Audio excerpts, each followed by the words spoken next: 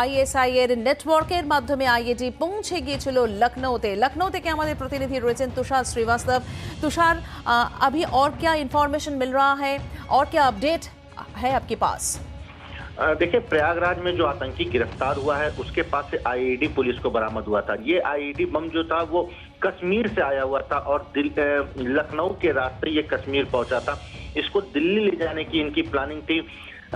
कश्मीर से ये जब लखनऊ पहुंचा, लखनऊ में एक हफ्ते ये गिरफ्तार आतंकी आमिर के पास रहा। उसके बाद आमिर ने इसे प्रयागराज में जिसान के पास पहुंचाया था। जिसान इसको दिल्ली पहुंचाने की प्लानिंग कर रहा था और दिल्ली में भी ब्लास्ट करने की इनकी तैयारी थी। लेकिन उससे पहले जो खुफिया एजेंसियां हैं और जो एटीएस की टीम है इन्होंने इसको गिरफ्तार कर लिया था।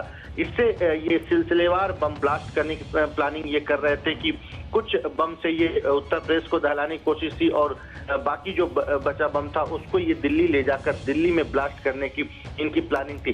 आपको बताएं कि जो इनका मास्टरमाइंड है वो ओसामा, जो दिल्ली की स्पेशल सेल ने गिरफ्तार किया है, उसका पिता दुबई में रहता है। वही इस पूरे खेल का मास्टरमाइंड है और उसी ने वो वहाँ पे मदरसा चलाता है दुबई में। तो एक दुबई कनेक्शन भी इस समय निकल कर सामने आ रहा है एटीएस को और दिल्ली की स्पेशल सेल के पास कि ये लोग किस तरह से ऑपरेट करते थे। आपको एक और अहम जानकारी दूं कि 3 पहले उत्तर प्रदेश से गिरफ्तार हुए थे और उसके बाद 3 और आतंकियों को उत्तर प्रदेश से गिरफ्तार किया गया है। मतलब टोटल 6 आतंकी सिर्फ उत्तर प्रदेश से गिरफ्तार हुए हैं, जिनकी एक बड़ी प्लानिंग थी, बड़ी साजिश को नाकाम यूपी एटीएस ने किया। ये अयोध्या, मथुरा और काशी के रेकी भी किए थे, वहां पर इनके बम ब्लास्ट करने की तैयारी थी। यूपी विधानसभा चुनाव से पहले उत्तर प्रदेश के लॉ एंड ऑर्डर को बिगाड़ने की इनकी प्लानिंग थी। ये उत्तर प्रदेश सरकार को अस्थिर करना चाहते थे, लेकिन यूपी एटीएस और खुफिया एजेंसियों ने इन्हें गिरफ्तार कर लिया। उत्तर प्रदेश से गिरफ्तार 6 आतंकी को यूपी एटीएस ने दिल्ली की स्पेशल सेल को सौंप दिया। वहां इनसे पूछताछ की जा रही है। लाला मूलचंद जो उत्तर प्रदेश के रायबरेली से गिरफ्तार हुआ, ये अंडरवर्ल्ड के कनेक्शन में था और दाऊद इब्राहिम का जो भाई है अनीस अंसारी, उसके कांटेक्ट में ये लगातार था और उसी के इशारों पर ये उत्तर प्रदेश में अपने स्लीपर सेल को एक्टिव कर रहा था और लोगों को इस आतंकी संगठन से जोड़ने की कवायद में यही जुटा हुआ था। लाला मूलचंद के बाद जिशान खत्री को गिरफ्तार किया गया है। साथ ही अब्दुल कादिर को भी इसमें इस पूरे मामले में गिरफ्तार किया गया। यूपी एटीएस अब जो उत्तर प्रदेश के लखनऊ में 11 जुलाई को आतंकी गिरफ्तार हुआ था, जिसके पास से कुकर बम बरामद हुआ था, उनको और इनके कनेक्शन को तलाश रही है।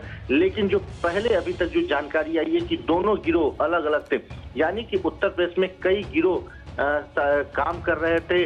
जो उत्तर प्रदेश को दहलाने की साजिश थी 2022 विधानसभा चुनाव से पहले, इनको उत्तर प्रदेश में बड़े धमाके करने की साजिश थी, जिसको नाकाम कर दिया गया। क्योंकि देखिए, आपको बताएं कि अभी पहले भी 3 आतंकी 11 जुलाई को गिरफ्तार किए गए थे और अब फिर 6 आतंकी गिरफ्तार किए गए। मतलब कि एक बड़ा ठिकाना आईएसआई यहाँ बना रहा है।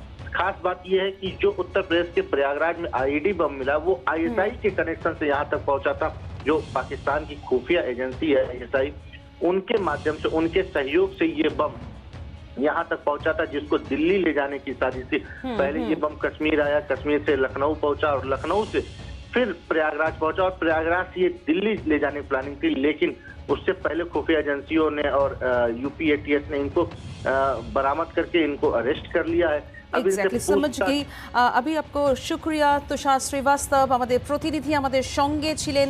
অর্থাৎ এই মুহূর্তে যে গুরুত্বপূর্ণ তথ্য আমাদের কাছে উঠে আসছে, প্রয়াগরাজে ধৃত জঙ্গি, তার থেকে যে উদ্ধার করা হয়েছে আইইডি, সেটা কাশ্মীর থেকে এসেছিল, লখনউ গিয়ে সেটা দিল্লিতে নিয়ে যাওয়ার পরিকল্পনা ছিল। এই মুহূর্তে উত্তরপ্রদেশের যে নিরাপত্তার ব্যবস্থা সেটি আরও বাড়ানোর পরিকল্পনা করা হচ্ছে প্রশাসনের তরফ থেকে, এরকমটাই জানা যাচ্ছে। আর এর পাশাপাশি যে খবরের দিকে আমরা নজর রাখবো, যে দেশে 26-11 ধাঁচে হামলার ছক, দেশ জুড়ে ধরপাকড়ের মধ্যে জরুরি ভিত্তিতে নিরাপত্তা বৈঠকের ডাক দেওয়া হয়েছে। পাঞ্জাব, উত্তরপ্রদেশ, জম্মু কাশ্মীর, হরিয়ানা, উত্তরাখণ্ড ছাড়াও এই বৈঠকে থাকছে কেরল। আমাদের সঙ্গে রয়েছেন প্রতিনিধি জ্যোতির্ময় কর্মকার। আরো বিশদে এই বৈঠকের বিষয়ে জেনে নেব জ্যোতির্ময় তোমার কাছ থেকে। দেখো, যে প্যাটার্নে এবারে এই টেরর আউটফিটগুলি তারা বিভিন্ন জায়গাতে সক্রিয় হয়ে উঠছে, তাতে দেখা যাচ্ছে যে কোনো একটি নির্দিষ্ট রাজ্য নয়, বরং একাধিক রাজ্যে তারা একসঙ্গে সক্রিয় হচ্ছে।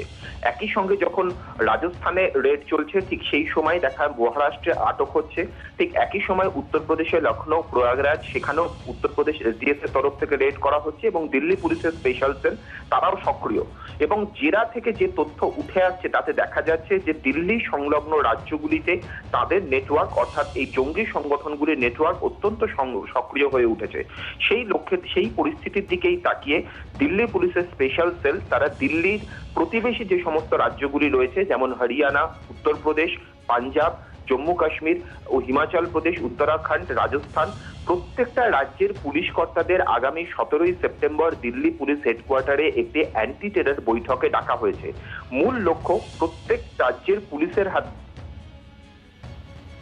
সম্পর্কে কি ধরনের তথ্য রয়েছে এবং প্রত্যেকটা তথ্যকে একটার সঙ্গে একটা, অর্থাৎ একটা রাজ্যের তথ্যের সঙ্গে আরেকটা রাজ্যের তথ্যকে ইন্টারলিঙ্ক করাই এই বৈঠকের মূল লক্ষ্য। কিন্তু যেটা সব থেকে চাঞ্চল্যকর ডেভেলপমেন্ট, যে দিল্লির প্রতিবেশী রাজ্যগুলিকে যখন ডাকা হচ্ছে তখন একেবারে ভৌগোলিক মানচিত্রের বাইরে বেরিয়ে গিয়ে কেরলের এটিএস চিফকে এই বৈঠকে ডাকা হয়েছে। তাতেই সকলের নজর বেশ কিছুটা ঘুরেছে এবং যে তথ্য আমরা পাচ্ছি যে কেরলে পপুলার ফ্রন্ট অফ ইন্ডিয়া তারা এই পুরো প্রক্রিয়াটি, অর্থাৎ যেভাবে 6 জনকে গ্রেপ্তার করা হয়েছে, 2 জন পাকিস্তানে গিয়ে ট্রেনিং নিয়ে এসছে, তাদের এই কুচক্রি কর্মকাণ্ডের ফান্ডিং এর ব্যাপারে পপুলার ফ্রন্ট অফ ইন্ডিয়ারও কোনো ভূমিকা থাকতে পারে। তারা মূলত এই ধরনের জঙ্গি কার্যকলাপের ক্ষেত্রে ফান্ডিং করে বলে সরকারের অভিযোগ। ফলত সেক্ষেত্রে দাঁড়িয়ে কেরল পুলিশের হাতে কোনো ইনফরমেশন রয়েছে কিনা, এই পপুলার ফ্রন্ট অফ ইন্ডিয়া তাদের এই ধরনের কুচক্রি কর্মকাণ্ড বাস্তবায়ন করার ক্ষেত্রে কতটা ক্ষমতা রয়েছে, প্রত্যেকটা বিষয় খতিয়ে দেখার জন্য কেরলের এটিএস চিফকে দিল্লিতে ডাকা হয়েছে এবং আগামী 17ই সেপ্টেম্বর দিল্লি পুলিশ হেডকোয়ার্টারে এই বৈঠক হবে। যখন গত পরশুদিন এই খবর প্রথম আসে তখনই দিল্লি পুলিশের তরফ থেকে প্রেস কনফারেন্স করে জানানো হয় যে 2 জন যারা পাকিস্তানে ট্রেনিং নিয়েছিল তারা জানিয়েছিল যে 14 থেকে 15 জন বাংলা ভাষাভাষীও রয়েছে। ফলত নজর থাকছে বাংলার দিকেও, নজর থাকছে বাংলাদেশ সীমান্তের দিকেও, নজর থাকছে নেপালের দিকেও। কিন্তু আপাতত 17 তারিখের এই বৈঠকে সামগ্রিকভাবে প্রতিরোধের একটা ব্লুপ্রিন্ট তৈরি করবে সমস্ত রাজ্যের পুলিশ একসঙ্গে বসে।